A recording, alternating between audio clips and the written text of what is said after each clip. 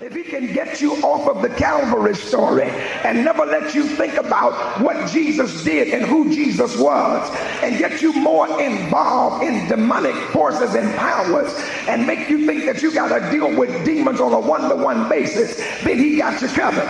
But see, what you got to understand is the power to rebuke and the power to bind and the power to deliver is not in yourself. It is in your ability to believe that Jesus is able to do above and abundantly that which you can ask or even think. For the Bible lets us know that we wrestle not against flesh and blood, but spiritual wickedness in high places. And the spiritual wickedness is to get your attention off of Jesus and make you think about more what you're going through than about how you're going to be delivered. But the only deliverance you got and the only deliverance you can have is not in the psychologist, not in the psychiatrist, not in your mama, not in your daddy, not in your friends, but it is in Jesus. I got a witness around here. Just put your hand on somebody's shoulder and shout that name real loud. Could not have a willing salvation if it was not for a willing sacrifice. Jesus stands as a willing sacrifice to denote to us that the only way God will accept us is if we are willing. God does not force anybody to come to him. You better help me, Holy Ghost. The Lord does not force anybody to live saved. You live saved because you want to live saved.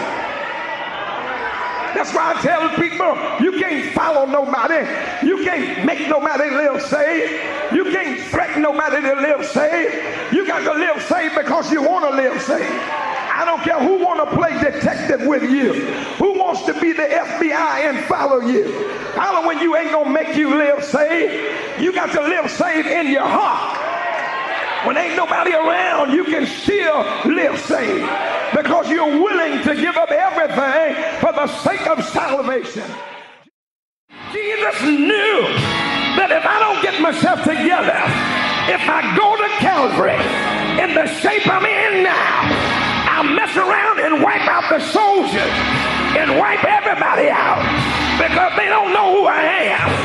I'm Jesus, the son of David, but they don't recognize me. So I better get this together because I've got to be willing to submit to the will of the Father. So Jesus went back and prayed again. Each time he prayed, he became more submissive to the Spirit of the Father. It's something about prayer. Prayer will make you submissive. It'll humble you. It'll bring you down and make you realize that you need God more than anything. And you can't let nobody make you upset and make you miss your blessing. They took him and they tied him up. They whipped him. You can't take a whooping. You can't take a slapping. You can't take a knocking unless you have been to Gethsemane. If you ain't been to Gethsemane, if they hit you, you'll hit them back. If they cuss you, you'll cuss back. But if you have been to Gethsemane, let the liar lie, let the cusser cuss, let the ditch digger dig,